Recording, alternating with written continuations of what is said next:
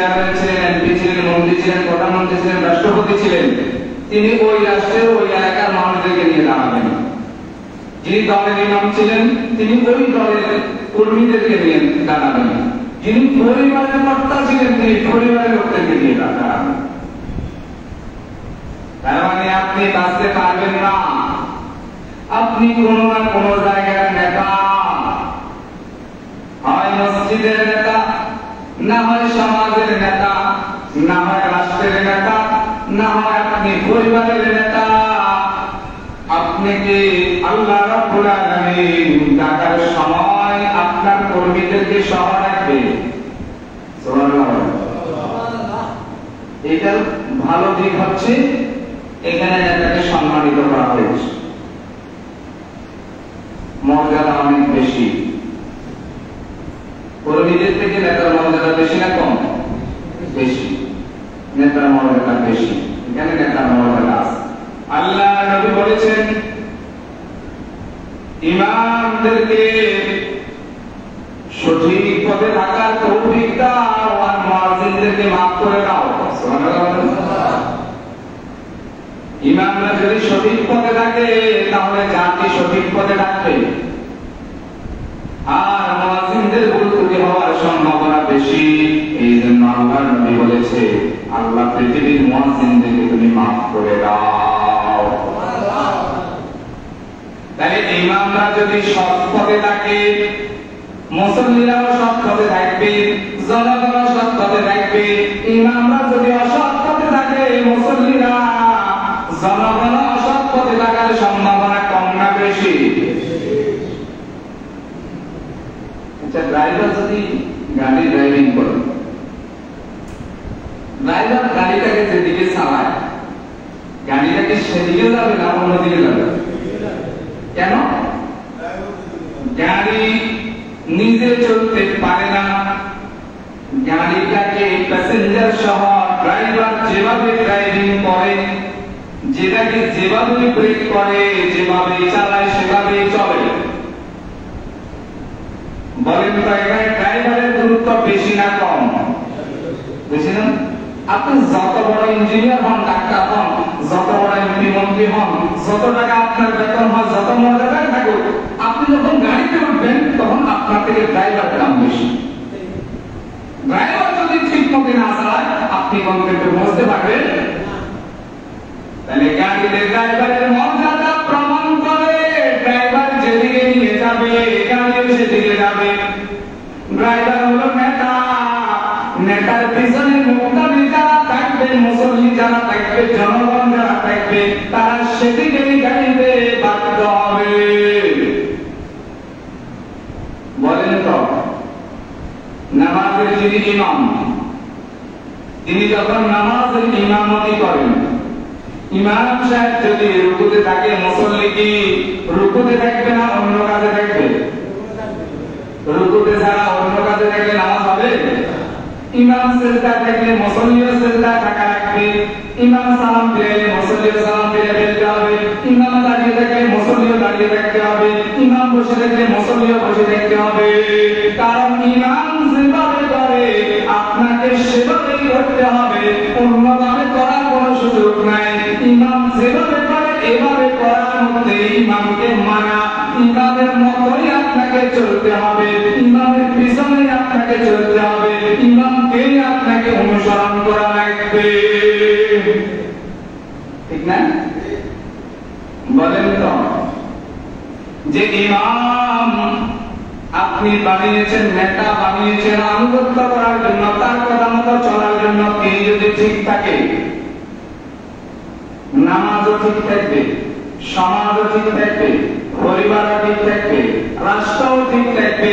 তিনি যদি ঠিক না থাকে, তিনি যেভাবে নিয়ে যায় সেভাবেই যাওয়া লাগবে। তিনি যদি জান্নাতের দিকে গাড়ি না চালাইয়া জাহান্নামের দিকে চালায়, আপনি কোনদিন জান্নাতে যেতে পারবেন না।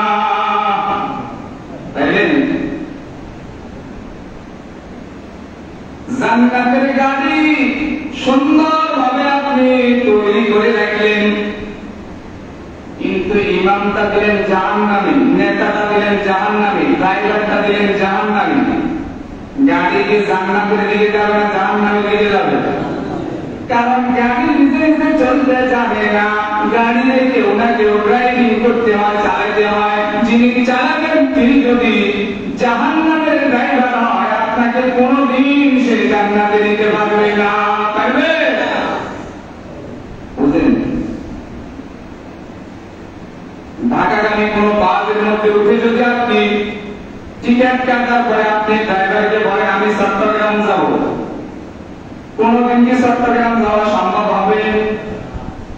অথবা চট্টগ্রাম গ্রামীণ কোন গাড়িতে উঠিয়া চট্টগ্রামের দিকে গাড়ি চলছে 100 থেকে 120 কিলোমিটারে, আর আপনি বলছেন আমি ঢাকা যাচ্ছি, আমি ঢাকা যাচ্ছি। ঢাকা যাওয়া কি সম্ভব?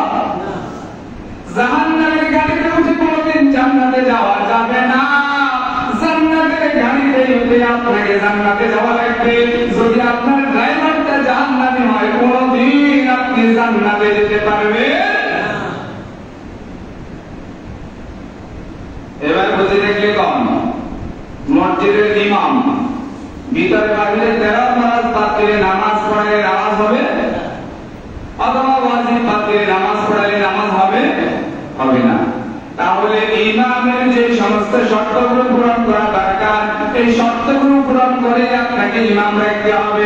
ইমামের চরিত্র ঠিক থাকতে হবে, ইমামের ড্রাইভিং ঠিক থাকতে হবে, ইমামের কেরাত ঠিক থাকতে হবে, ইমামের আচরণ ঠিক থাকতে হবে, ইমামের চরিত্র ঠিক থাকতে হবে, ইমামের সব কিছু ঠিক থাকতে হবে। না হয় সেই ইমামের পিছনে নামাজ পড়লে নামাজ হবে না। সেই সমাজের ইমাম যিনি সত্তার, যিনি সমাজের সত্তারি করে বিচার আচার করে, তার চরিত্র ঠিক থাকতে হবে, নতুবা তার মাধ্যমে বিচার করে আপনি ন্যায় বিচার পাবেন না। পাবেন? জাহান্নামের গাড়িতে উঠে জান্নাতে যাওয়া যাবে না। বেইনসাফি মানুষের দ্বারা বিচার করাইলেও ন্যায় বিচার পাওয়া যাবে।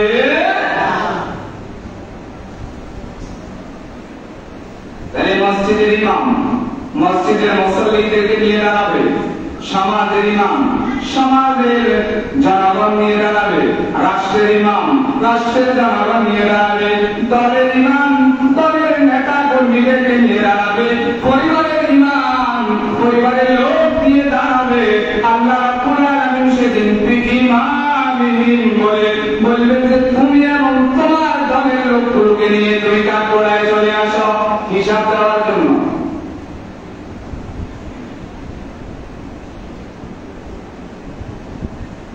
এখন ভালো থাকলে বুঝে থাকলে আপনি বলেন আপনার ইমাম কি সত্য হওয়া দরকার না অসত্য হওয়া দরকার? যদি আপনার ইমাম বিশ্বনবী জনাবে মুহাম্মদ রাসূলুল্লাহ না হয়ে কোন মদখোর, জুয়াখোর, গাঁজাখোর, হেরোইন, বাবাখোর, সন্ত্রাস, দুর্নীতিবাজ অথবা হারাম কাজে লিপ্ত, হারাম কাজ কারবারে লিপ্ত এমন কোন লোককে আপনি আপনার নেতা বানান, তার সাথেই আপনার হাসর হবে, তার সাথেই আপনাকে জাহান্নামে যাওয়া লাগবে। বলেন তো মুসলমানদের নেতা হবে একমাত্র বিশ্বনবী জনাবে মুহাম্মদ রাসূলুল্লাহ সাল্লাল্লাহু আলাইহি ওয়াসাল্লাম। বিশ্বনবী সাল্লাল্লাহু আলাইহি ওয়াসাল্লামকে যদি আপনি নেতা না মেনে পৃথিবীর কোন মানুষকে নেতা মানেন, তাহলে আপনার নেতা মানাটাকে সঠিক হয়েছে না ভুল হয়েছে? আপনি যদি বিশ্বনবীকে নেতা মানেন, তাহলে বিশ্বনবীর সাথে আপনার হাসর হবে। সুবহানাল্লাহ। নেতা ঠিক করবেন, যাকে তাকে নেতা বলে সম্বোধন করে নিজে জাহান্নামে যাওয়া দরকার নাই। যদি নেতা নির্বাচনে ভুল করেন, ইমাম নির্বাচনে ভুল করেন, মেম্বার চেয়ারম্যান এমপি মন্ত্রী প্রধানমন্ত্রী রাষ্ট্রপতি নির্বাচনে ভুল করেন, তাহলে তার সাথে আপনার হাসর হবে। সে যদি জাহান্নামে যায় আপনাকেও জাহান্নামে যাওয়া লাগবে।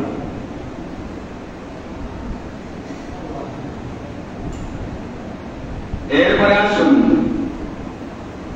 ইমাম নির্বাচনের ক্ষেত্রে শর্ত আছে না নাই? আমাদের যখন ইমাম হবে তখন তাকে নির্দিষ্ট শর্ত মেনে ইমামতি করতে হবে, ফরজ ঠিক থাকতে হবে। যদি ফরজ ঠিক না থাকে সেদিন নামাজ পড়া 4 রাকাতের নামাজ 5 রাকাত পড়ালে হবে? হবে না। 4 রাকাতে পড়াতে হবে। ভিতরে ফরজ ভিতরে পালন করতে হবে, বাইরে ফরজ বাইরে পালন করতে হবে। যদি সে আগে নামাজ পড়ে ফেলে পরে ওযু করে নামাজ হবে না। কেন? এটা আগের শর্ত। আগের শর্ত আগে পালন না করলে নামাজ হয় না। যদি নামাজের সব কিছু ঠিক থাকে, ওযু করে নাই, শুধু ওযুটা পরে করলে নামাজ হবে? অথবা সে নামাজের ভিতরে একটা ওয়াজিব ছুটে গেছে, এখন তার উপরে দুটো সরষেটা ওয়াজিব হয়েছে, এখন সে সরষেটা দেয় নাই, সে বলতেছে যে এগুলো তো অতিরিক্ত সেজদা, এগুলো দরকার নেই, তার কি নামাজ হবে? কেন হবে না? এই মুহূর্তে তার জন্য দরকার ছিল দুটো সরষেটা দিয়ে জরিমানা দেওয়া, কিন্তু সে জরিমানা দিতে পারে না, এই জন্য তার নামাজ হবে। তার মানে নামাজের ইমাম হতে হলে, সমাজের ইমাম হতে হলে, রাষ্ট্রের ইমাম হতে হলে তাকে কিছু শর্ত জুড়ে দেওয়া হয়েছে। শর্তগুলো পূরণ করতে পারলেই কেবল সে ইমাম হতে পারবে, না হয় যাকে তাকে ধরে আনি ইমাম বানাইলে তার পিছনে নামাজ পড়লে সেও জাহান্নামে যাবে, আপনাকেও জাহান্নামে নিয়ে যাবে।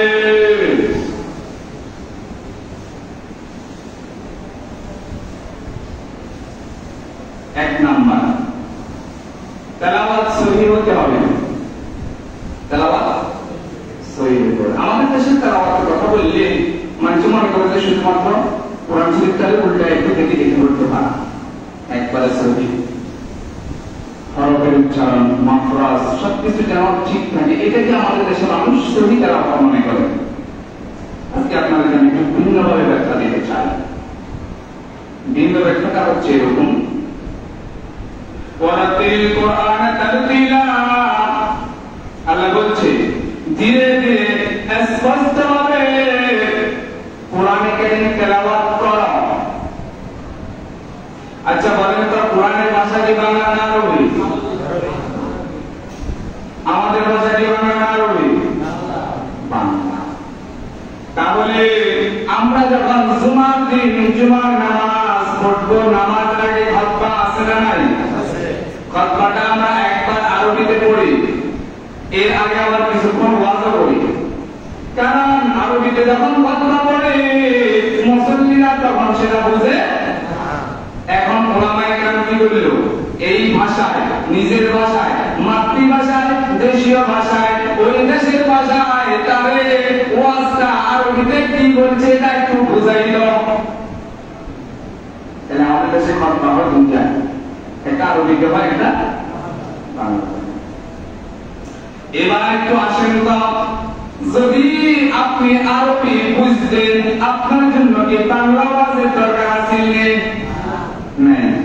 সৌদি আরবে বাংলা ওয়াজ আছে? কারণ তাদের ভাষা আরবি।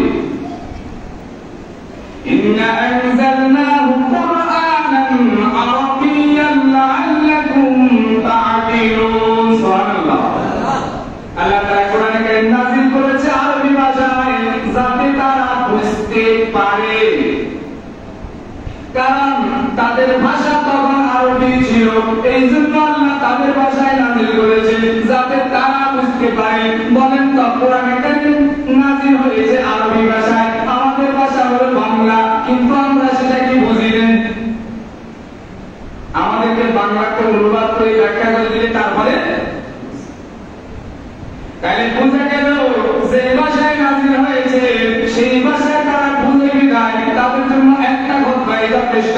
আমরা বুঝি না বিদায় আমাদের জন্য খুতবা লাগে কয়টা? তাহলে ওয়ারাতিল কোরআনা তারতিলা অর্থ যদি আপনি স্পষ্টভাবে সহিহ তেলাওয়াত করেন, এটার অর্থটা সঠিকভাবে আসে না, হয় না। কেন? যারা বুঝে তাদের জন্য তাদের ভাষায় যথেষ্ট, যারা বুঝে না তাদের জন্য বুঝাই দেওয়ার জন্য ওই ভাষায় আবার ব্যাখ্যা অনুবাদ করা লাগে, লাগে না? যখন তাদেরকে একটা শব্দ বলা হয় তখন শব্দের 14 গোষ্ঠীর ভিতরে কি আছে সব তারা বলতে পারে, কিন্তু আমাদেরকে এটার উপরে আলাদাভাবে পড়ালেখা করতে হবে, না হলে সেটা ভালোভাবে বোঝা সম্ভব। তাহলে বোঝা গেল কোরআন এখানে তেলাওয়াতের দুইটা অর্থ। কয়টা? একটা অর্থ দেখি দেখি পড়তে পারা, হরফের উচ্চারণ, দাড়ি, কমা, নোক্তা যা যেগুলোকে স্পষ্টভাবে বলতে পারা। আর দ্বিতীয়টা হলো এটাকে এমন ভাবে জানা, বুঝা, এমন ভাবে মানা। আমরা তো নামাজের মধ্যে যেগুলো পড়ি আমরা বুঝি না, যদি বুঝতাম তাহলে কানতাম, যদি বুঝতাম তাহলে আমাকে নামাজ আরো শুরু করে দিত, যদি বুঝতাম তাহলে নামাজের পরে আমি বেড়াইতে যেতাম। কিন্তু আমরা বুঝি না বিরায় আমরা কেবল দাঁড়ায় গেছি, বাড়িতে আছি ও দাঁড়ানো, ঠিক না? আসলাম আর গেলাম, সেটা দুটো ঠিকঠাক করে দিয়ে চলে গেলাম, অথচ নিয়ম এটা না। এখানে তেলাওয়াতের অর্থ হলো কোরআন জানা এবং এটার মৌলিক অর্থটা অনুধাবন করা এবং মানা। আমরা নামাজ পড়তে বলছি ইয়্যাকা না'বুদু ওয়া ইয়্যাকা নাস্তাঈন, আমরা আপনারই ইবাদত করি এবং আপনার কাছে সাহায্য চাই। নামাজের ভিতরে আমরা বলছি কিন্তু আমরা বুঝি না, বাইরে যাই আবার আল্লাহ ছাড়া অন্যদের কাছে সাহায্য চাই, আবার অন্যদের ইবাদত করি, শিরক করি, বেদাত করি, আছে না নাই? যদি বুঝতো সে করতো। তাহলে এখানে তেলাওয়াতের দুটো অর্থ, একটা হলো তেলাওয়াত মানে পড়তে পারা, আর দ্বিতীয়টা হলো এটাকে পরিপূর্ণভাবে মৌলিকভাবে বুঝে মেনে চলা। আমরা শুধু পড়ি কিন্তু মানি না। কোরআনে কারীম প্রতিদিন তেলাওয়াত করে এরকম মানুষও দুই একজন থাকতে পারে, তারা তেলাওয়াত করে আস-সারিকু ওয়াস-সারিকাতু ফাকতাউ আইদিয়াহুমা, তেলাওয়াত করতে করতে এক পর্যায়ে যখন এটা পায় পড়িয়ে চলে যায়। কিন্তু রাষ্ট্রীয় বিজ্ঞানে কি সূরা এবং সুরনি শুনি করার পরে কি হাত কাটে নেই? কাটে নেই, আমাদের দেশে কাটে নেই, কাটে নেই। তাহলে কোরআন আছে, তেলাওয়াত আছে, কিন্তু এটা কোনো আইন সমাজে কার্যকর নাই, আছে না? কিন্তু সে সেটা বুঝে কিন্তু মানে না, মানার চেষ্টাও করে না, মানানোর চেষ্টাও করে না। এটা কিভাবে মানতে হবে সেই কাজও সে করার চেষ্টা করে না। তাহলে কি এই আয়াতের প্রয়োজন নাই? আছে না? থাকলে এই আয়াত মানতে হবে না? কেন মানবে? সুতরাং বোঝা গেল কোরআনে কারীম আপনি যদি মানতে হয়, কোরআনে কারীম থেকে আপনার রাষ্ট্রের নেতা বানাতে হবে, ড্রাইভার বানাতে হবে, ইমাম বানাতে হবে, নেতা বানাতে হবে, তার কথা মতো চলতে হবে। ওয়া মান লাম ইয়াহকুম বিমা আনজালাল্লাহু ফাউলাইকা হুমুল কাফিরুন।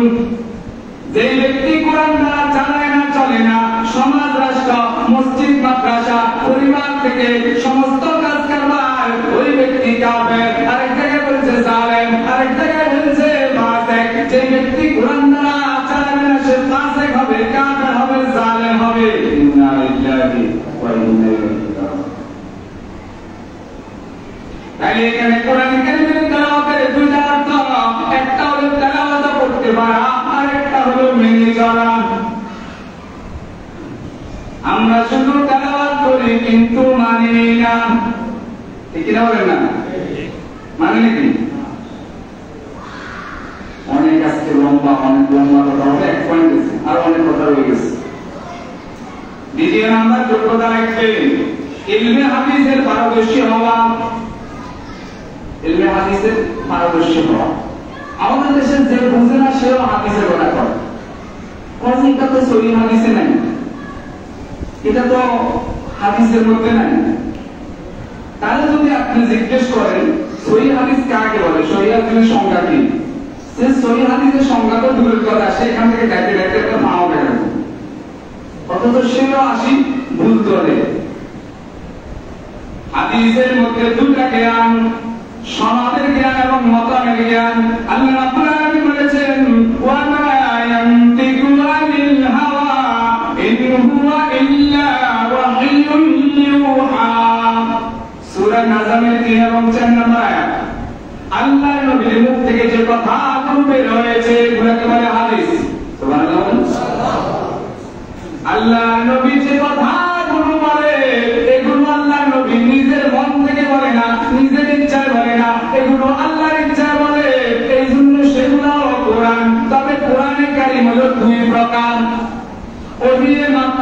পড়িয়ে গায়রে মাতলুব, মাতলুব মানে তেলাওয়াত করা হয়, গায়রে মাতলুব মানে তেলাওয়াত করা হয় না। মাতলুব মানে কোরআনে কারীম, গায়রে মাতলুব মানে হাদিস মানে রাসূলের কথা। সুবহানাল্লাহ। তাহলে বোঝা গেল হাদিসের মর্যাদা কোরআনের কাছাকাছি। আল্লাহ বলছে রাসূল তার থেকে যে কথাগুলো বলে এগুলো তিনি নিজের থেকে বলে না, আল্লাহ রাব্বুল আলামিন যেটা তাকে বলার জন্য অনুমতি দেয় কেবলমাত্র সেটাই বলে। ওয়া মা ইয়ানতিকু আনিল হাওয়া ইন হুয়া ইল্লা ওয়াহয়ুন ইউহা। সুবহানাল্লাহ। তার কথাগুলো সে নিজের থেকে বলে না, তার মুখ দিয়ে আল্লাহ বলে। এই জন্য রাসূলের কথাগুলোকে মানতে হবে। এখন সনদের জ্ঞান আছে, মতনের জ্ঞান আছে, এই জাতীয় আলেমের সংখ্যা কম, সাধারণ মানুষ তো দূরের কথা। সনদের জ্ঞান যদি ভালোভাবে থাকে তাহলে তারে কেউ জাল হাদিস দিয়ে কোনোদিন প্রতারণা করতে পারবে না। এখন আপনারা যদি বলে জাল হাদিস কি, আপনি বুঝবেন? বুঝবেন না।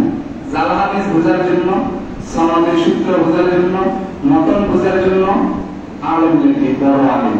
কোরআন শরীফ তো তেলাওয়াত করলে আপনি বুঝবেন, এবং কোরআন শরীফ নকল করার ক্ষমতা পৃথিবীর কারোর আগে নেই। কিন্তু হাদিস শরীফ এমন যে অনেক জ্ঞানীরা যারা নিজেরা লেখি এটাকে হাদিস বলে চালিয়ে দিয়েছে, এরকম অনেক জাল হাদিস আছে না নাই? আপনারা যদি একটা হাদিস বলি, একটা বাক্য বলি, এটা বলি যে এটা হাদিস, আপনি কি বুঝবেন এটা হাদিস নাকি হাদিস নয়? যদি আপনি জানেন যে এটা হাদিসের নাই, তাহলে আপনাকে দলিল দিতে হবে না যে অমুক কিতাবে 10টা দেখছি এখানে নাই, অমুক অধ্যায়ে অমুক বাবের মধ্যে দেখছি এটা নাই। আপনি তো পড়ালেখাই করেন। ইমাম হওয়ার দ্বিতীয় নম্বর শর্ত হলো হাদিসের জ্ঞান লাগবে। হাদিসের জ্ঞান যদি আপনার কাছে থাকে, সনদের জ্ঞান যদি আপনার কাছে থাকে, কেউ ভুল ইনফরমেশন দিয়ে আপনাকে প্রতারণা করতে পারবে না। প্রতারণা যদি আপনি শিকার হন, বুঝবেন আপনার কাছে হাদিসের জ্ঞান নাই। হাদিসের জ্ঞান যদি আপনার কাছে না থাকে, রাসূলের কথা বলে কাজ চালাই দিবে, যদিও সেটা রাসূলের কথা নয়। আল্লাহ নবী বলেছেন, সেই ব্যক্তি আমার কথা নয় কিন্তু আমি রাসূল বলেছি এই কথা বলেই জনগণকে বলে, ওই ব্যক্তি তার জায়গা জাহান্নামের মধ্যখানে করে নিয়েছে। নাউযুবিল্লাহ। এই জাতীয় সংখ্যা এখন বেশি না কম? এখন আপনি যাকে নেতা বানাবেন তার কাছে কিসের জ্ঞান লাগবে? হাদিসের, সনদের জ্ঞান, মতনের জ্ঞান লাগবে। সেটা মসজিদের ইমামের ক্ষেত্রে শর্ত, কিন্তু রাষ্ট্রের ইমামের ক্ষেত্রে, সমাজের ইমাম, আপনার রাষ্ট্রের ইমাম, পরিবারের ইমাম যারা হবে তাদের মধ্যেও এই জ্ঞান লাগতে পারে। যদি ইসলামী রাষ্ট্র হয় তখন সে সব ধরনের বিচার করতে হবে, তখন তার মধ্যে লাগবে। এখন আমাদের দেশে ইসলামী রাষ্ট্র নাই, এই জন্য কি আপনি যাকে তাকে করি সরকার বানাই দিবেন, চেয়ারম্যান বানাই দিবেন, এমপি আর মন্ত্রী বানাই দিবেন, এটাকে জায়েজ আছে? তাহলে আপনাকে তৈরি করতে হবে চেয়ারম্যান হওয়ার জন্য, মেম্বার হওয়ার জন্য, বিচার করার জন্য, ইমাম হওয়ার জন্য, আলেম হওয়ার জন্য, মুস্তাহিল হওয়ার জন্য আপনাকে তৈরি করতে হবে। আপনি তো পড়েন না, জানেন না। আপনি নিজেকে শুধু মুসলমান কাগজের মধ্যে লিখেই নিজের মুসলমান দাবি করেন, আর বাকি ভিতরে যত কিছু দরকার, দাগ খতিয়ান, তারপর আরো কি কি লাগে, এগুলো আপনার যেটা দরকার এটা একটা আপনার কাছে নেই।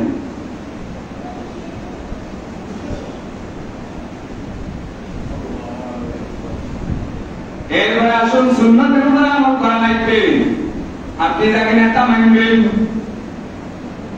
যেখানকার নেতাই হোক, মসজিদের নেতা, সমাজের নেতা, পরিবারের নেতা, রাষ্ট্রের নেতা, কিসের উপর আমল করা লাগবে? সুন্নতের উপর। আমরা মুসলিম, আমাদের আমল হবে সুন্নতের আমল। ওয়াকিউল্লাহ ওয়াকিউর রাসূলা লাআল্লাকুম তুরহামুন। যদি আল্লাহর আনুগত্য করো, রাসূলের আনুগত্য করো, তবে তোমরা রহমত প্রাপ্ত হবে। সুবহানাল্লাহ। আল্লাহ পাক কোরআনে কারীমে সূরা হাশরে বলছে, মা আতাকুমুর রাসূলু ফাখুযুহু ওয়া মা নাহাকুম আনহু ফান্তাহু। রাসূল তোমাদের জন্য যা আনছে তা তোমরা গ্রহণ করো, আর যা করার জন্য নিষেধ করেছে তা থেকে বিরত থাকো।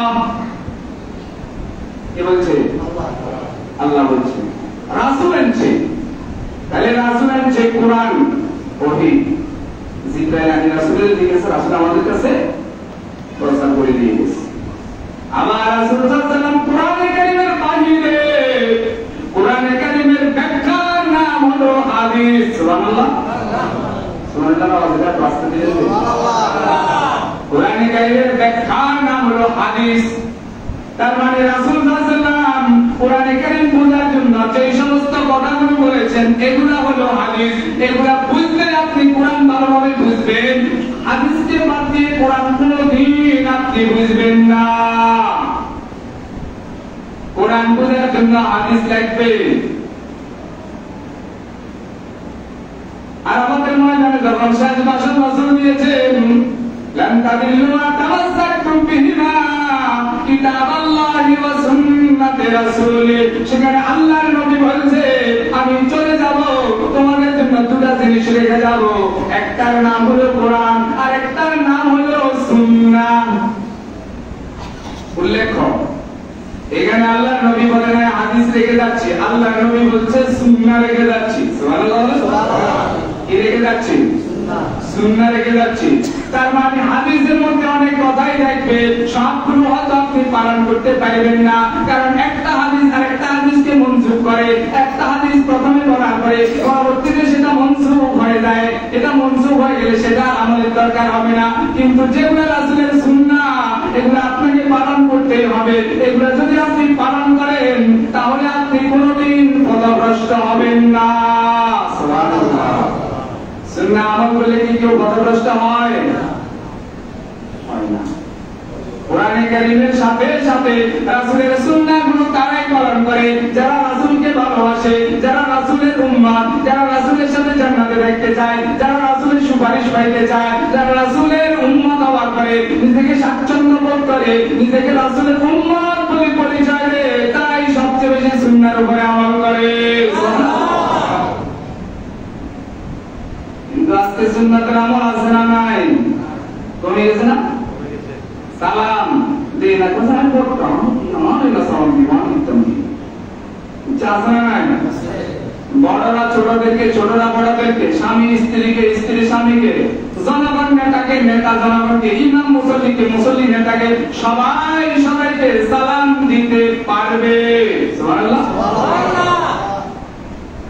সালামের কথা না এই চার অনেক কত সুন্নাত আছে না রাসূলের। তরকারির মধ্যে ঝোল একটু বাড়াই দিবা, প্রতিবেশী যদি রান্না করতে পারে নাই তাহলে তরকারি দিতে না পারলে একটু ঝোল হলেও তার ঘরে দিয়ে আসে, এটা রাসূলের সুন্নাহ। সুবহানাল্লাহ। রাসূলের সবচেয়ে বড় সুন্নাহ হলো ভালো ব্যবহার করা। এখন তো প্রত্যেকটা মানুষের মুখের ভিতরে যেন কুত্তার মুখে দিছে, ব্যবহার দেখে শিক্ষিত মানুষের অশিক্ষিত মূর্খর মতো মনে হয়। আছে না নাই? রাসূলের সবচেয়ে বড় সুন্নাহ হলো সুন্দর ব্যবহার, কিন্তু সে সুন্দর ব্যবহার করে না। তার মধ্যে কি রাসূলের সুন্নাত আছে? দাড়ি রাসূলের সুন্নাত, টুপি রাসূলের সুন্নাত, এগুলো পালন করে না। ফরজ নামাজের আগে সুন্নাত আছে, পরে সুন্নাত আছে, পালন করে না। মসজিদে ঢোকার ক্ষেত্রে দোয়া পড়া, টয়লেটে ঢোকার ক্ষেত্রে দোয়া পড়া, বের হওয়ার ক্ষেত্রে দোয়া পড়া, না ঘুমানোর সময় দোয়া পড়া, ঘুম থেকে ওঠার পরে দোয়া পড়া, পানি খাওয়ার সুন্নাত, রাস্তায় ডান পাশে চলার সুন্নাত, অনেক রকমের সুন্নাত আছে। সুন্নাত গুলো তারা পালন করে সময় পাওয়া যায়। আল্লাহর মধ্যে সবচেয়ে বড় কথা হচ্ছে ফরজ ওয়াজিব পালন করা, কবিরা গুনাহ থেকে বেঁচে থাকা। রাসূলের সুন্নাত পালন করা হচ্ছে, এগুলা সহ অনেকগুলো আছে। এই দুইটা কাজ যারা করবে তারা রহমত প্রাপ্ত হবে, আর অন্যভাবে রহমত প্রাপ্ত হওয়ার কোনো সুযোগ নাই। এরপরে ইমামতির জন্য আরেকটা গুরুত্বপূর্ণ বিষয় প্রাপ্তবয়স্ক হওয়া। কি হওয়া? প্রাপ্তবয়স্ক না হলে ছোট ছেলে 3 বছর কে 4 বছর কে 5 বছর কে ছেলে যায় যদি ইমাম বানাতে নামাজ হবে মাকরুহ হবে। ইমাম শাফি, ইমাম আবু হানিফা রাহমাতুল্লাহ বলেছে এটা জায়েজ না, ইমাম আহমদ বিন হাম্বল বলেছে জায়েজ না, ইমাম শাফি রাহমাতুল্লাহ বলেছে সে যদি ভালো এবং মন্দ বোঝার ক্ষমতা রাখে তাহলে হবে। কিন্তু আমাদের কাছে মনে হচ্ছে না আমাদের ইমাম আবু হানিফা রাহমাতুল্লাহ কথাটাই বেশি যুক্তিসঙ্গত। এটা থেকে আপনাকে বোঝাতে চাই যাকে যাকে সরকার বানানো যায় না, যাকে তাকে নেতা বানানো যায় না, যাকে তাকে ইমাম বানানো যায় না, যাকে তাকে মেম্বার চেয়ারম্যান রাষ্ট্রপতি বানানো যায়? যাকে বানাবেন সে প্রাপ্তবয়স্ক হতে হবে।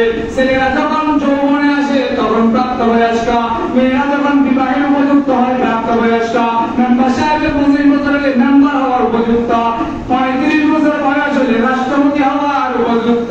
নির্দিষ্ট একটা বয়স আছে না নাই? প্রাপ্তবয়স্ক হতে হবে। প্রাপ্তবয়স্ক না হলে তাকে ইমাম বানালে নামাজ হবে না। এরপর ইমাম হতে হবে পুরুষ। ইমাম কি হতে হবে? আপনারা এখন নামাজ পড়তে আসছেন, এখানে যদি একজন মহিলারে দাঁড়ায় দাঁড় করাই দেন, নামাজ পড়াই দেন, নামাজ হবে? বলেন না, সবাই বলেন না। আরো জোরে, ইমাম হতে হবে পুরুষ। সে কথাকে আমি বলছি না, আল্লাহ আল্লাহ বলে আর-রিজালু কাওয়ামুনা আলান নিসা। সূরাতুন নিসা 34 নম্বর আয়াতে আল্লাহ বলেছে প্রত্যেক নারীদের উপরে পুরুষদেরকে নেতা বানানো হয়েছে, প্রাধান্য দেওয়া হয়েছে, অগ্রাধিকার দেওয়া হয়েছে। সুবহানাল্লাহ। কি বলছে?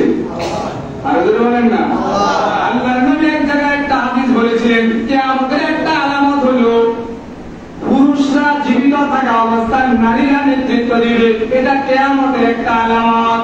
যখন রানী বিলকিস ওই একটা দেশের গভর্নর হয়েছিলেন, এই কথা রাসূলকে বলার সাথে সাথে রাসূল বলেছে কিয়ামতের একটা আলামত শুরু হয়ে গেছে। পৃথিবীর বিভিন্ন দেশে এখনো আছে না নাই? সমাজের ইমাম, মসজিদের ইমাম, রাষ্ট্রের ইমাম, পরিবারের ইমাম, যে কোনো জায়গার ইমাম বানানোর জন্য শর্ত হলো সে পুরুষ হওয়া লাগবে। কোন নারীর নেতৃত্ব চলবে না, নারীর নেতৃত্ব জায়েজ নাই। নারী নেতৃত্ব দেওয়া যদি জায়েজ হতো তাহলে মসজিদেরও সে ইমাম হতে পারত। নারী নেতৃত্ব যদি জায়েজ হতো, রাসূলের মনের পরে নেতৃত্বের জায়গায় আয়েশা রাদিয়াল্লাহু আনহা, খাদিজা রাদিয়াল্লাহু আনহা, কিন্তু তার আগে আসছে বলেন না কেন? যদি নারী নেতৃত্ব জায়েজ হইতো তাহলে রাসূলের ওই পরিবার থেকে সবচেয়ে বেশি দাবিদার হকদার ছিল, তারাই নেতৃত্ব দিবে।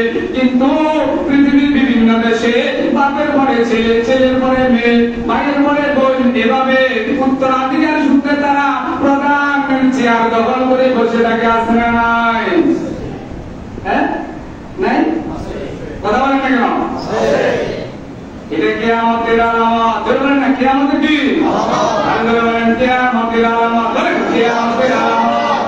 পরিবারের নেতা কিয়ামতের আলামত যদি নারী হয়, মসজিদের নেতা যদি নারী হয় কিয়ামতের আলামত, রাষ্ট্রের নেতা যদি মহিলা হয় বুঝবেন কিয়ামতের আরো জোরে, আরো জোরে বলছে কে? কে বলছে? নাকি আমি কইয়ে? বলে আমার তো জীবন নিয়ে কোনো আবার। এরপরে মুসলমান হওয়া লাগবে।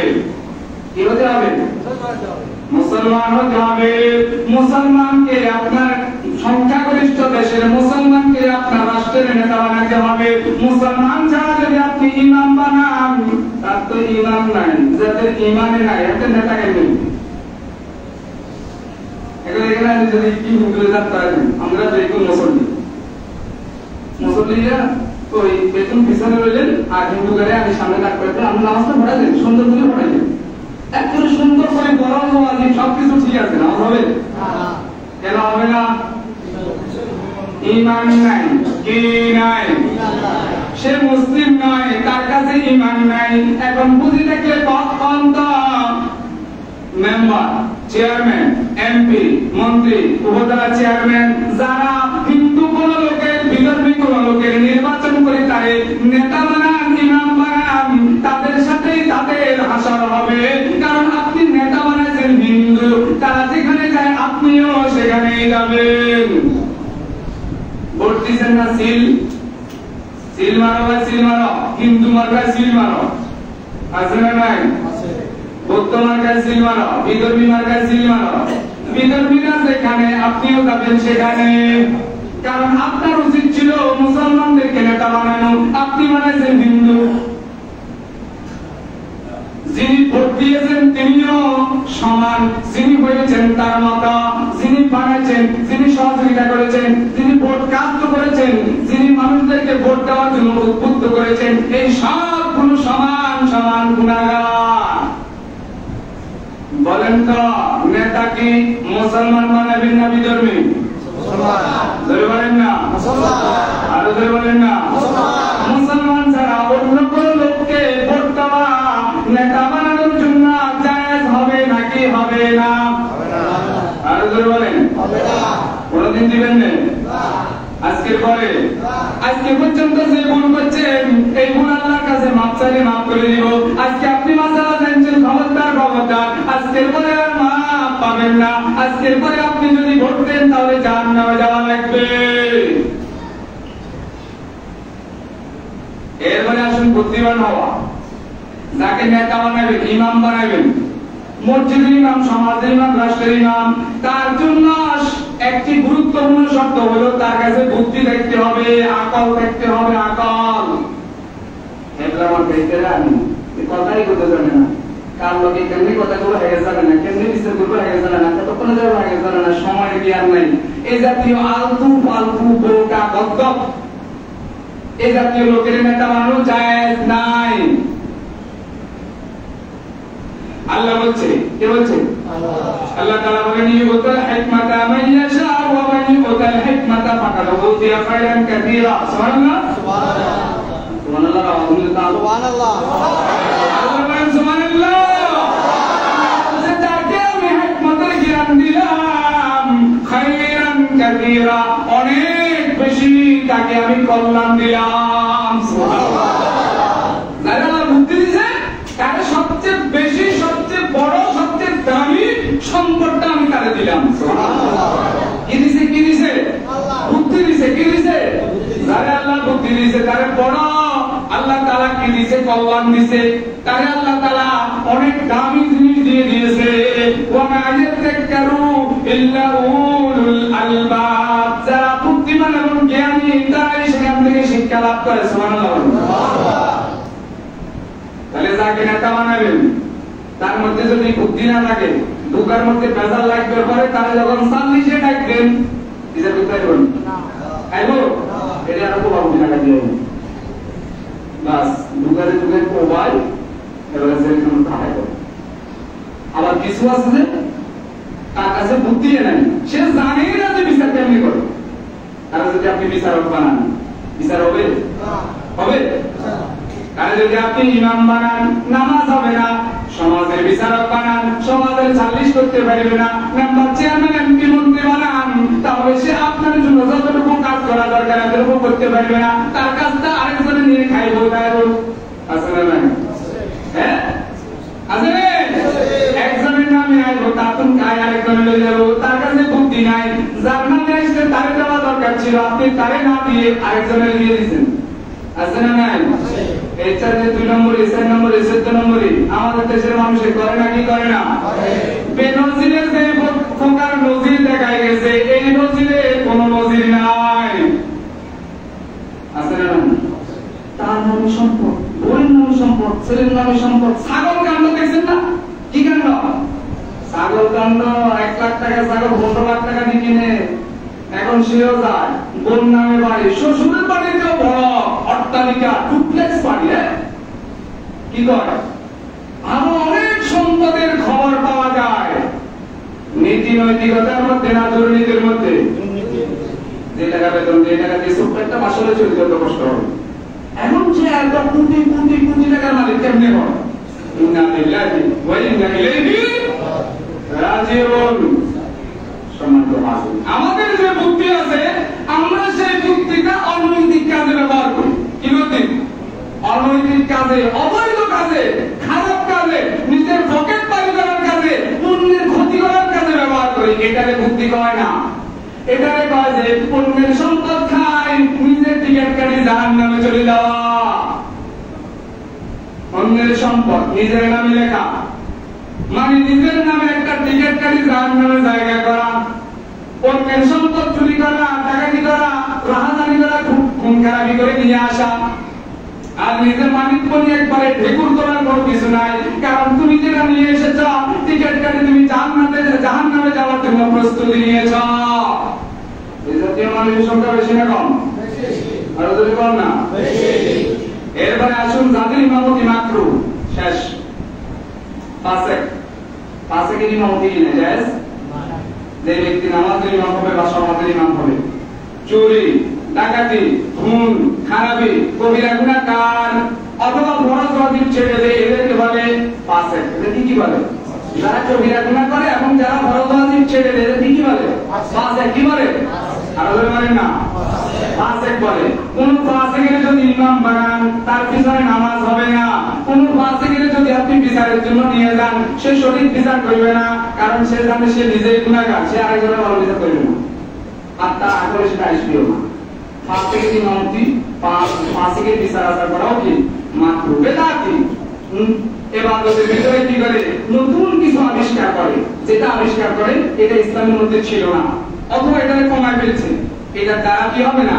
সে মানুষদেরকে কি করতে পারবে না, সঠিক রাস্তা দেখাতে পারবে না। এই জন্য তার ওই ইমামতি করা বৈধ নয়। এরপরে অন্ধ অনুগত্য, আল্লাহ পাক বলেন ওয়াইদা কিলা লাহুম তাআলাউ ইলা মা আনজালাল্লাহু ওয়া ইলা রাসূলিহি ক্বালু হাসবুনা মা ওয়াজাদনা আলাইহি আবানা আও লাউ কানা আবাউহুম লা ইয়ালামুনা শাইআ ওয়া লা ইয়াহতাদুন। তাদের কি পড়ে রে? আল্লাহ দিকে আয়, আল্লাহ জানাতে বলছে তার দিকে আসো। তুমি পড়ে আমার বাপ-দাদা করছে এরকম আমরা করব। কি কর?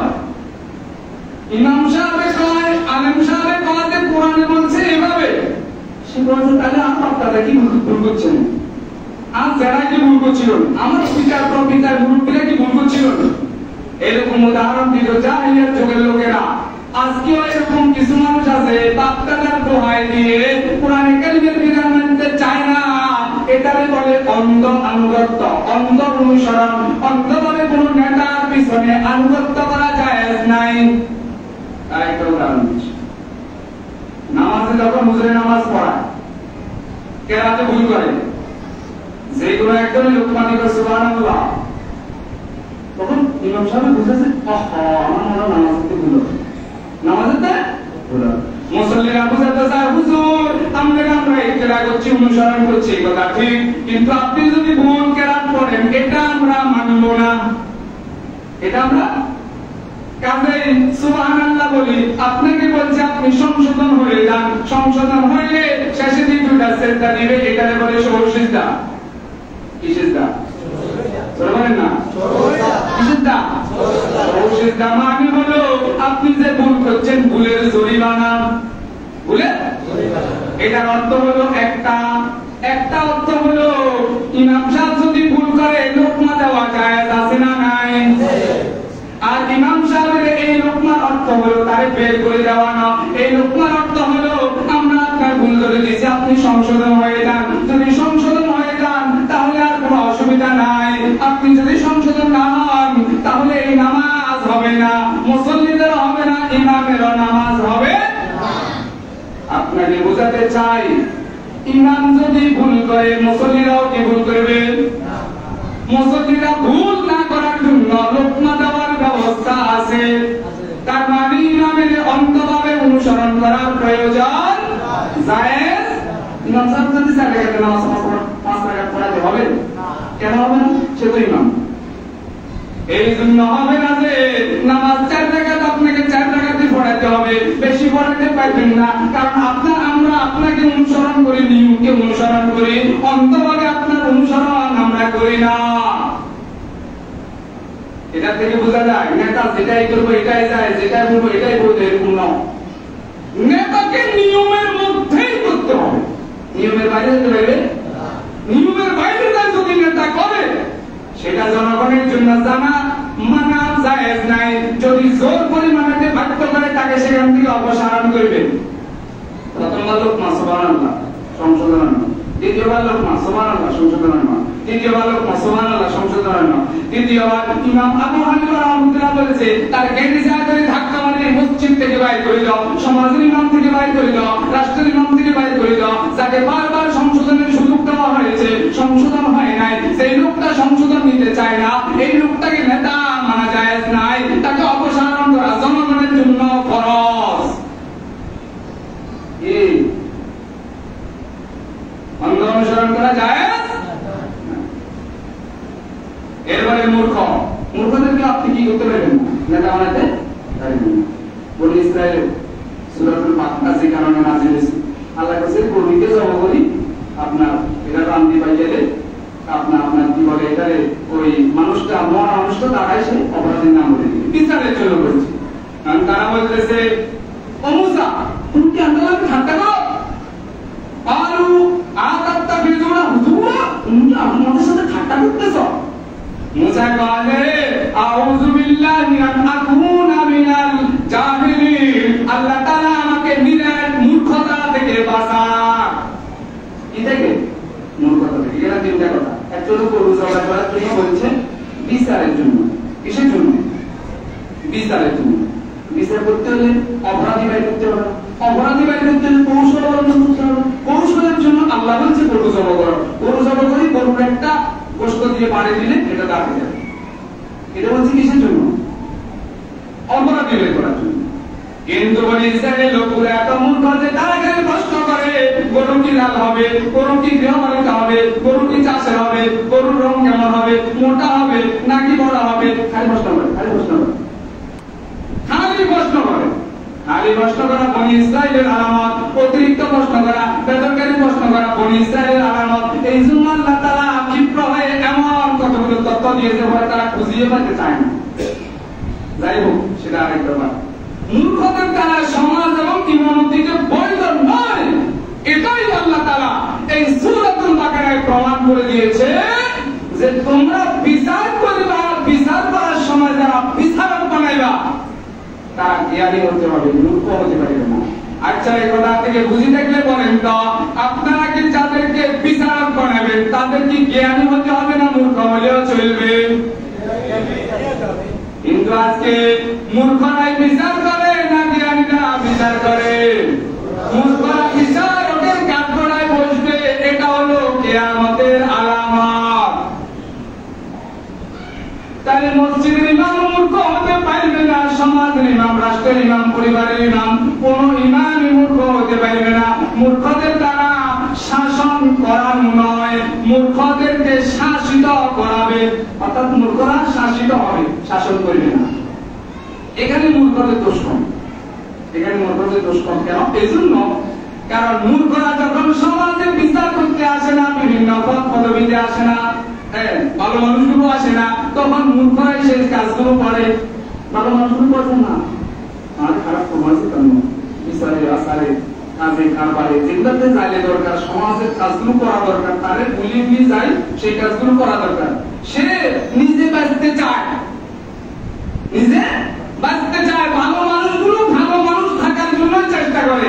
আসলে যে পদ্ধতিতে ভালো মানুষ থাকতে চায় এই পদ্ধতিতে ভালো থাকা যায় না।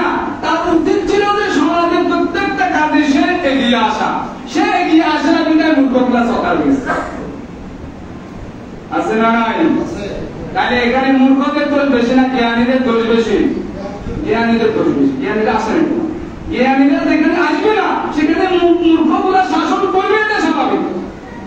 এমন একটা মতো কাজটা করবেন, যেই লোকটারা আপনি ভালো কাজের দিকে রাখবেন না, এই লোকটারা শয়তান মদ খানায় নিয়ে যাবে, ইয়াবা খাওয়ার ওই জায়গায় নিয়ে যাবে, সন্ত্রাসের ওই জায়গায় নিয়ে যাবে, এটাই স্বাভাবিক।